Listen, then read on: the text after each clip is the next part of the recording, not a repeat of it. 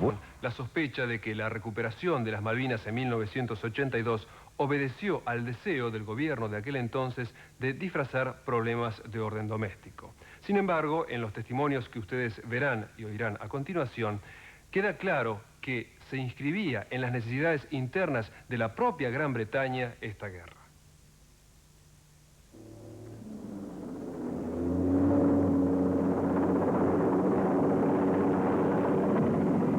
Para las fuerzas atacantes de San Carlos, la pérdida del equipo que se encontraba a bordo del Atlantic Conveyor supuso un serio contratiempo.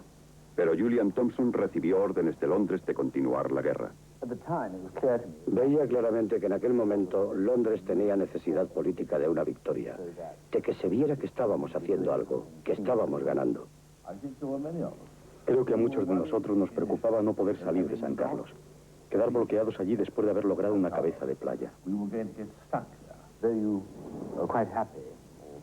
Aunque uno esté dispuesto o aunque a uno no le importe morir por la reina y por la patria, otra cuestión es morir por los políticos.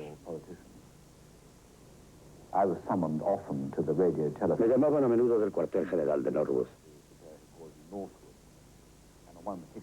Recuerdo que en una ocasión, después de una conversación especialmente violenta, salí de la tienda de muy mal humor y me dije: ganaré la guerra para estos cerdos y después me largaré. Obedeciendo órdenes directas de Londres, el segundo batallón de paracaidistas atacó el baluarte argentino de Goose Green.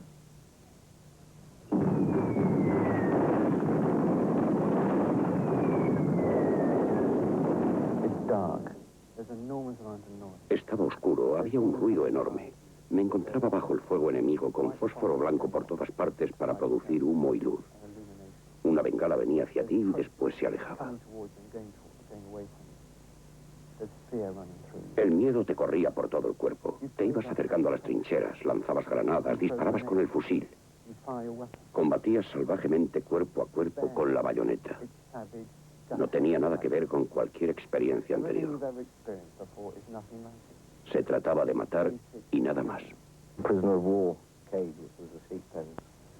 Junto a la celda de prisioneros de guerra, que era un corral de ovejas, había una pila de municiones que teníamos que cambiar de sitio. Y presentíamos que se había convertido en una trampa explosiva. Les pedimos a los oficiales argentinos que movieran las municiones por su propia seguridad. Ellos destacaron hombres y oficiales para que ayudaran a mover aquello, que eran proyectiles de artillería y municiones de mortero. Según los estaban quitando, se oyó una detonación. Había una trampa explosiva. El soldado que estaba junto a la trampa se vio rodeado de llamas y de explosivos. Lo único que se pudo hacer por él fue dispararle. No pudimos llegar hasta él. No era humanamente posible hacer nada más, solo ahorrarle aquellos sufrimientos. Para preparar el avance sobre Port Stanley, se enviaron refuerzos a San Carlos. La guardia galesa fue trasladada en el barco Sir Galahad para ahorrarles una larga marcha. Su destino era un lugar llamado Bluff Cove. Debido al mal tiempo, el Sir Galahad fue desviado de su rumbo hacia una pequeña ensenada llamada Fitzroy. El mayor Southey Taylor quedó espantado al ver llegar el barco. Atestado de tropas y a plena luz del día, había un gran peligro de sufrir un ataque aéreo de Argentina. Intentó que los hombres abandonaran el barco inmediatamente y se pusieran a salvo en la costa, que solo se encontraba a unos 200 metros.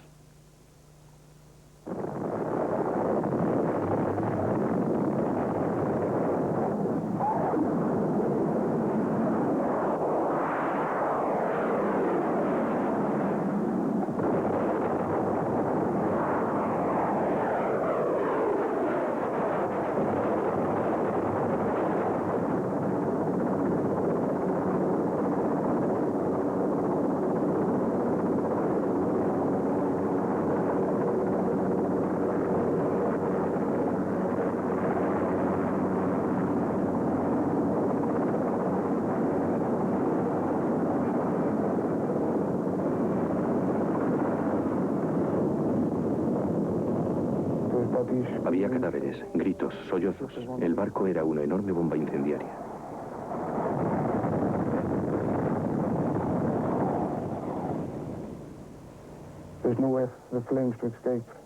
No se podía huir de las llamas. Rebotaban, volvían. Me llegaron a la espalda, me prendieron las piernas. Y según andaba tratando de salir, me caí y me quemé las manos.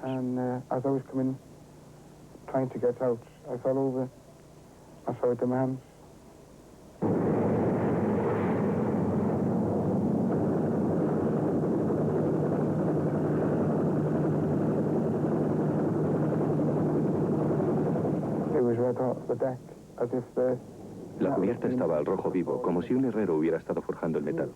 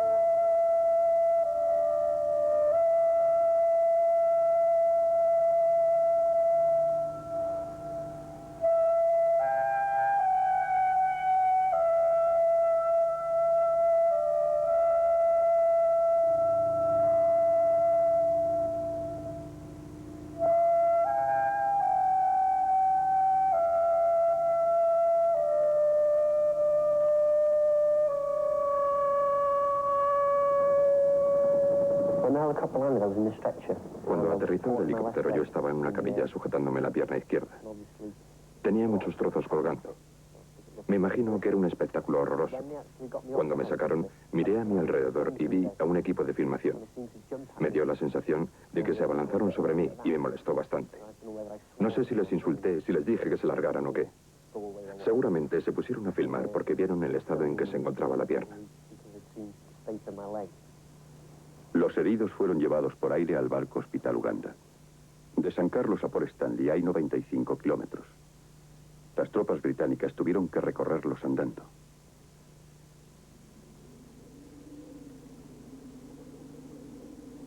Esta marcha se llevó a cabo en condiciones extremadamente duras. Temperaturas bajo cero, nieve y lluvias torrenciales.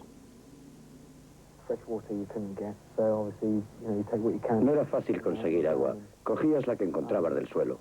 Lo que hacíamos era pisar hasta llegar a la turba o hacer hoyos hasta que encontrábamos un charco, porque el suelo siempre estaba empapado. Echábamos el agua en un jarro con tabletas esterilizadoras. Aquella agua estaba completamente negra, pero te la bebías. Pero por muchas tabletas esterilizadoras que utilizaras, acababa por darte diarrea.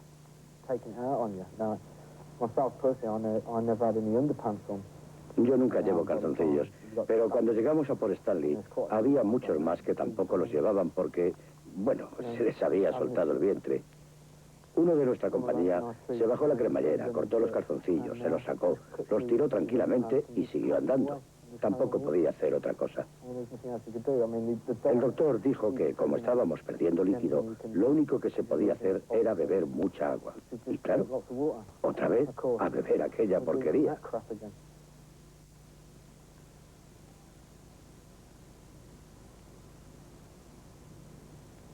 Las tropas británicas se aproximaban a Port Stanley. Los reclutas argentinos no podían hacer otra cosa que esperar. Ocultos en las montañas que rodeaban Port Stanley, se preparaban para las batallas finales. También para los británicos fue una espera angustiosa.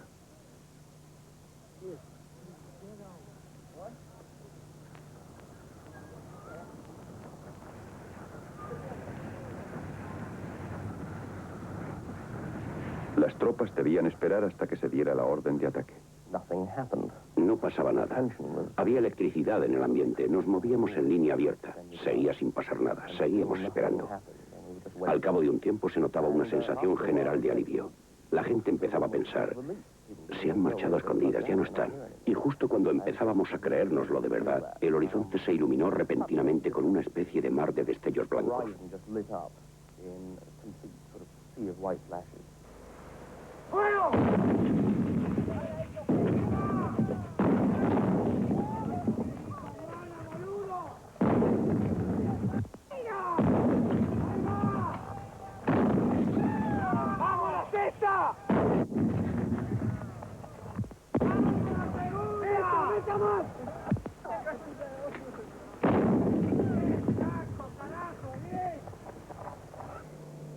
según nuestros cálculos, se han disparado en el orden de los 17.000 tiros de artillería.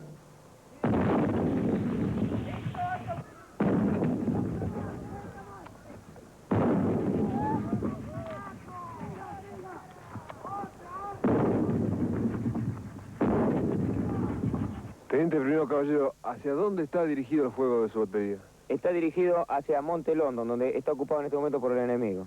¿Es ese monte que se ve con una meseta que lo está coronando? Exactamente, ese mismo monte. ¿Cómo se dirige el fuego? El observador refirió el lugar, localizó el blanco y empezamos a tirar con el centro de la batería y el observador fue corrigiendo y encuadró el blanco. Una vez que lo tuvo encuadrado, pasamos a eficacia y tiramos 6 ráfagas sobre el blanco. En este momento entonces están pegando justo en el lugar que ustedes quieren. Exactamente, sobre el lugar que el observador quiere el fuego.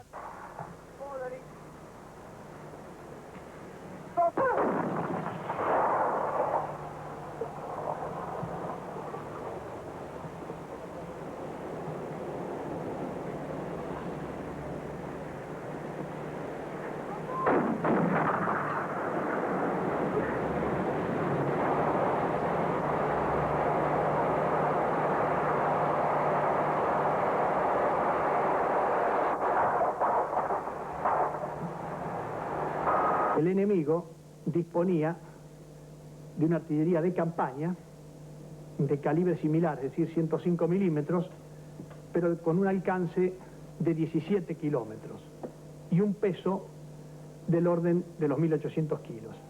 Esto quiere decir que era fácilmente transportable por medios helitransportados. ¡Fuego! ¡Vamos, meta 3 ráfagas, 3 ráfagas! ¡Bien corrido, carajo! ¡Listo, alto fuego! ¡A la exceso! ¡Viva la patria! ¡Viva!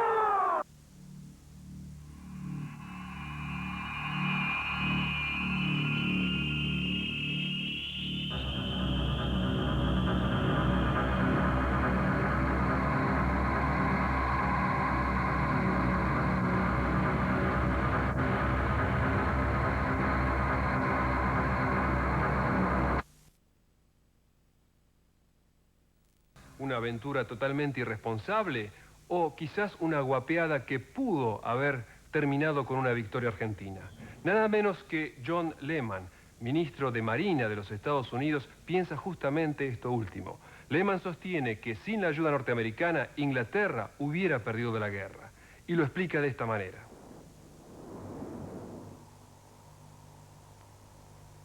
Por lo menos 50 aviones argentinos fueron derribados durante la guerra.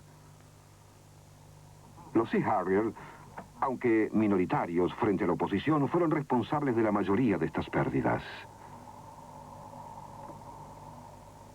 En el caso de Arden, los Sea Harrier alcanzaron los aviones argentinos solo 2 minutos después que estos habían lanzado sus bombas. No se perdió ningún Sea Harrier en combate aire-aire. Este era su principal armamento, el misil Sidewinder. La mayoría de los aviones argentinos no contaban con armamento similar.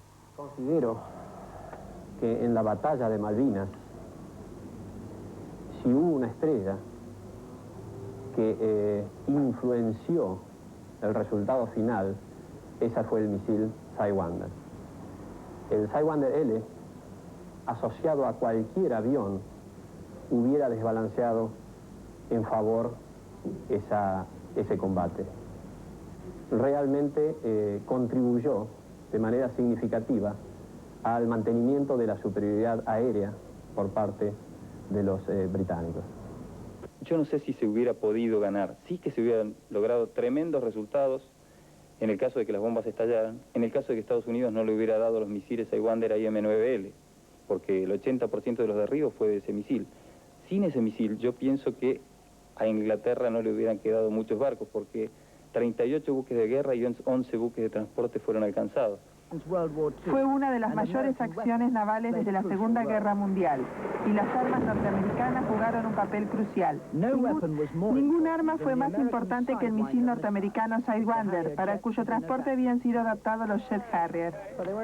No eran solo Sidewinder, era la versión más moderna de los Sidewinder que daban una capacidad totalmente nueva a ese misil. Estaban solo los pequeños Harrier que no tenían ninguna capacidad real de defensa de aérea, de modo que los disparos que podían realizar contra los argentinos que atacaran eran solo a poco alcance, cuando ya los tenían a la vista, y con frecuencia cuando ya recibían sus disparos. Mientras que con los viejos Sidewinder tenían que ponerse detrás de un avión para disparar un Sidewinder, y para entonces el avión ya había descargado su bomba sobre el buque. Con el nuevo Sidewinder se puede disparar de frente, y eso es lo que los Harrier hicieron tan brillante y eficazmente. Y después de eso, obligaron a todos los argentinos a volar a menos altura sobre la cubierta, lo que los obligaba a arrojar sus bombas desde alturas muy bajas y la mayoría no detonaba. De modo que había por lo menos 10 buques que tenían bombas en su interior que no detonaron debido a la eficacia de obligarlos a volar bajo. Pero la decisión de darles los nuevos Sidewinder, eso no nace de una relación normal. Eso equivale a la decisión deliberada de salvar a Gran Bretaña de la derrota, ¿no es así? Sí, en los hechos definitivamente es así. No solo se suministraron Sidewinder, sino toda clase de armas norteamericanas a Gran Bretaña durante esta guerra. Otros misiles, rondas de morteros, municiones altamente explosivas, incluso antiparras para visión nocturna y plataformas para el aterrizaje de los Harrier.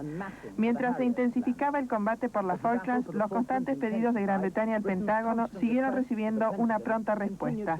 Las bombas no eran aptas.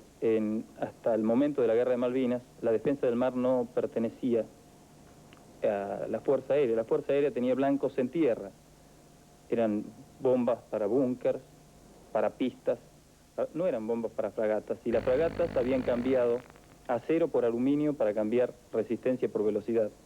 Entonces, no es como dice gente que no sabe, porque hay mucha gente que opina sin saber y dice que eran bombas viejas. Una bomba vieja exuda, o sea, empieza el trotil a... digamos, se pone mal el explosivo y puede explotar en cualquier momento. Uno sería una bomba ambulante que estalla en cualquier momento, y no éramos suicidas. Entonces, no eran bombas viejas, no eran bombas aptas.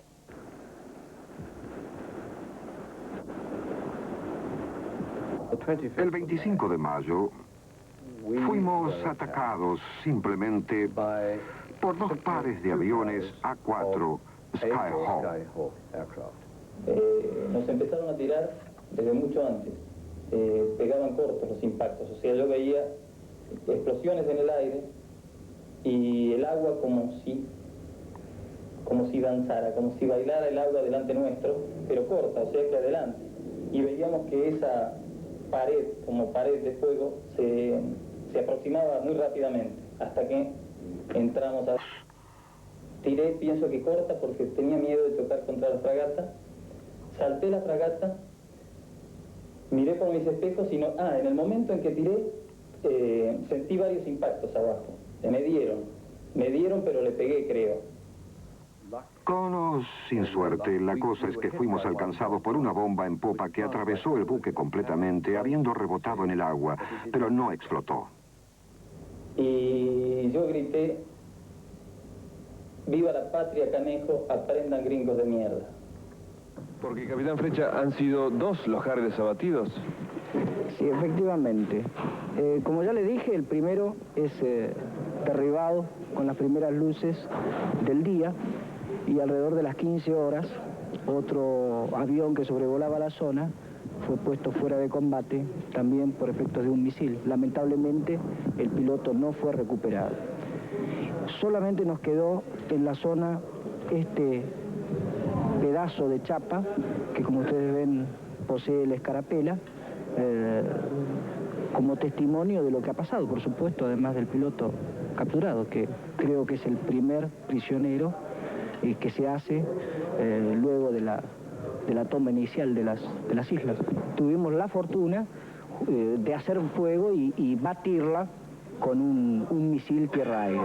El misil que estamos viendo en este momento, ¿cómo es que opera, en 2 palabras? Bueno, este es un misil que se lanza desde el hombro, como ya le dije, es lanzable por un solo hombre, tiene un alcance bastante interesante, y se opera justamente contra helicópteros o contra naves que atacan en vuelo rasante, de frente preferentemente. Después de eso, ustedes inclusive llegaron a rescatar al piloto. ¿Cómo aconteció? Bueno, en principio, como ya le dije, le tiramos al segundo avión. El segundo avión se perfila sobre la posición y es recibido por el fuego reunido no solamente de los integrantes de la compañía, sino también de la unidad que estaba en posición en ese lugar. Se produce una cortina de fuego con todas las armas portátiles y los cuales, evidentemente, es muy probable que hayan dado en el blanco y acompañados por este misil que explota debajo de la aeronave por proximidad. Al producirse esta explosión, el avión pega una media vuelta, se produce la eyección del piloto a muy baja altura, cayendo unos metros más adelante y destrozándose en ese lugar. ¿Qué hace uno con el miedo, con el enamoramiento del propio cuero, como escuché decir por ahí? Y sí, eso es, en principio, todo el mundo está apegado a lo que llevamos puesto, ¿no?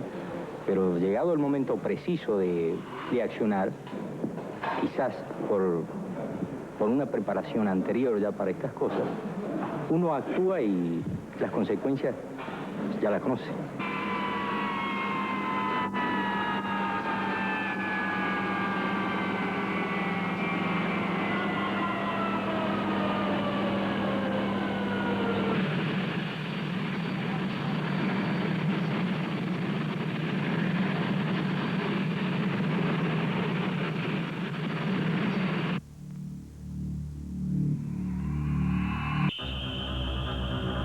Después de la guerra, muchos hubo que se regodearon con los detalles de cotidiana mezquindad que acompañan inevitablemente todo hecho histórico de envergadura.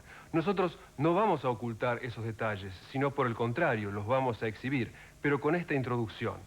Sí, es cierto, los soldados argentinos sufrieron en las Malvinas frío, hambre y miedo, pero todos solían decir, cuando volvamos, el desfile que nos vamos a mandar. Y cuando volvieron, no solo se los ocultó vergonzantemente, sino que hasta el día de hoy son discriminados en la sociedad. Y esto quizás es aún más terrible que aquellas penurias que ustedes podrán ver detalladas a continuación.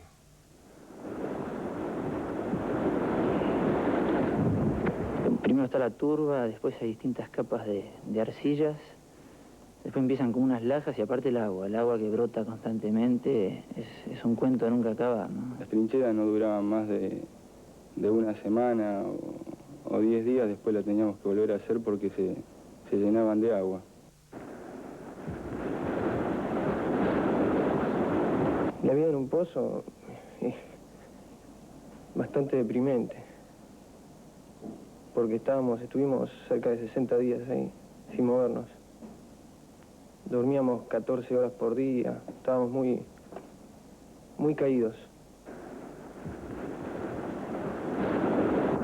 Las trincheras había que poner en el suelo capas de piedra o madera como para que no pase el agua.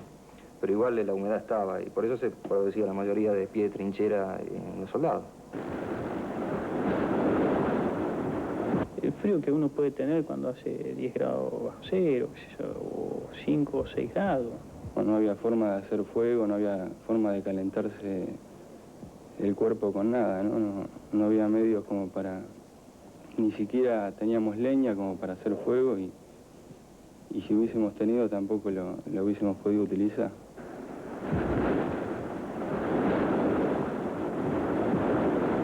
Yo me ponía bolsas de nylon en los pies. El tema era mojarte.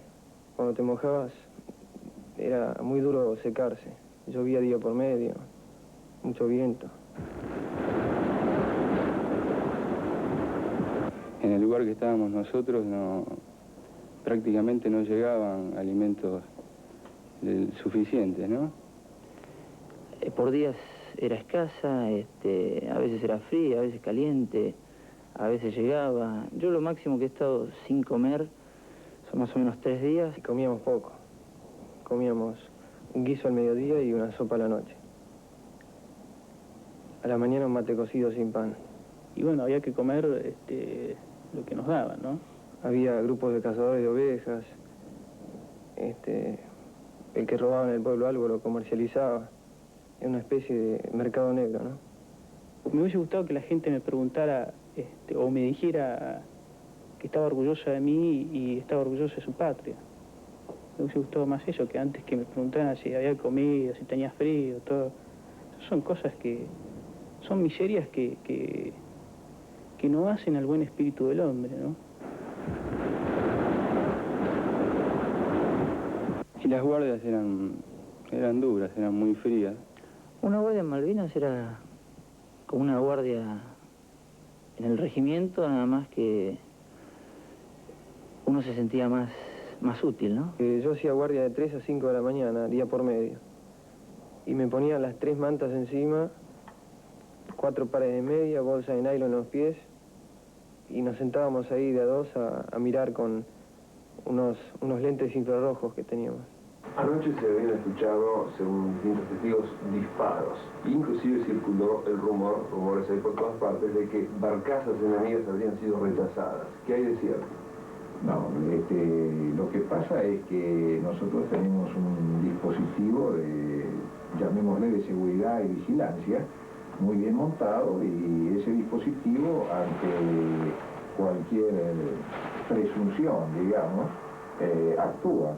Y a veces también lo hace porque, así como usted habrá visto que los ingleses publican sus fotografías de cómo ellos entrenan sobre los barcos de la flota y señalan que ellos hacen aterrizajes, decolajes, en fin, una serie de cosas, nosotros también lo tenemos que hacer, vale decir, nuestros hombres van realizando prácticas, y esas prácticas incluyen, por ejemplo, el tiro nocturno o el tiro diurno, que ustedes habrán escuchado. Algunos se asustaban, empezaban a tirar y se armaba un tiroteo infernal, ¿no? Hubo problemas de tiroteos porque se superponían guardias por ahí a veces de ejército con algunas de baterías que había antiaéreas.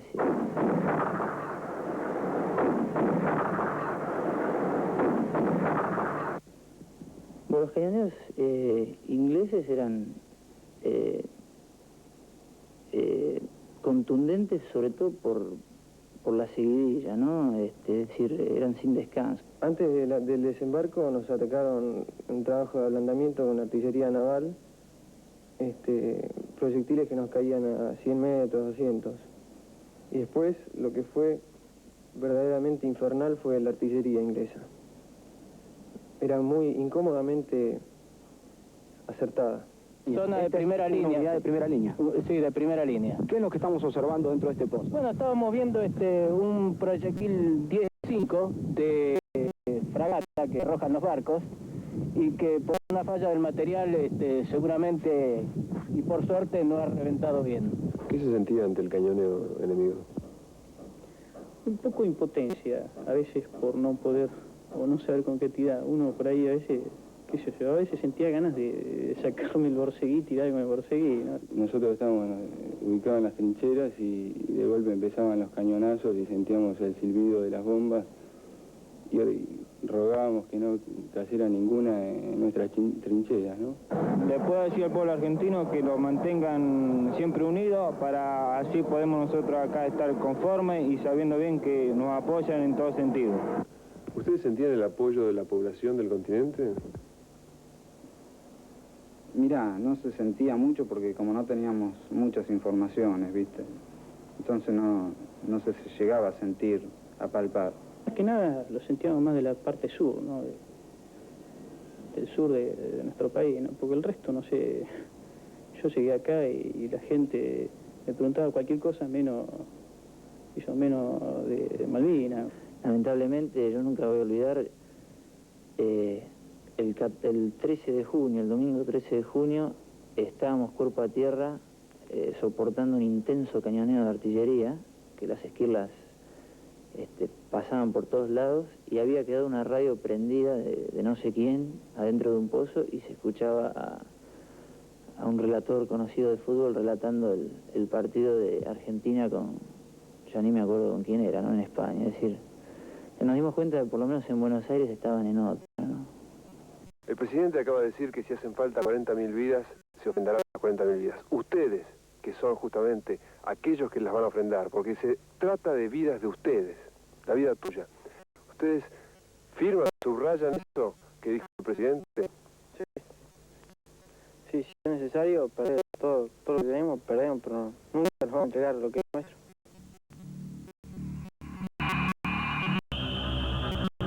Llegamos así al último bloque de este programa, el más duro, el de la derrota. Pero como dice Saint-Exupéry, a pesar de su fealdad, la derrota es quizás la condición necesaria para una futura resurrección. Para que el árbol pueda surgir, primero la semilla debe pudrirse. En cierto sentido, casi no nos creíamos que habíamos llegado a la cima. Y solo a unos 4 kilómetros estaba Stanley. La veíamos claramente, veíamos las luces. Creo que nos pasamos un segundo o dos y después mirando eufóricos, pensando, lo hemos conseguido. Aquello fue tal, porque en ese momento abrió fuego sobre nosotros con una arma automática argentina, no sé de qué tipo, y otras armas. Y en aquel ataque, que era casi una emboscada, nos hirieron a 3. Vi que el soldado que tenía delante daba un giro, una especie de pirueta. Le habían dado en la mano y la fuerza del impacto le hizo girar como un trompo. Oí un crujido detrás de mí. Habían herido a otro. Era como si todo ocurriera a cámara lenta. En realidad es que mi cerebro funcionaba mucho más deprisa de lo normal. Cuando me volví para ponerme a cubierto, sentí como unos terribles martillazos en las piernas. Y los trazos de las balas eran como bastones rojos que me rodeaban por todas partes.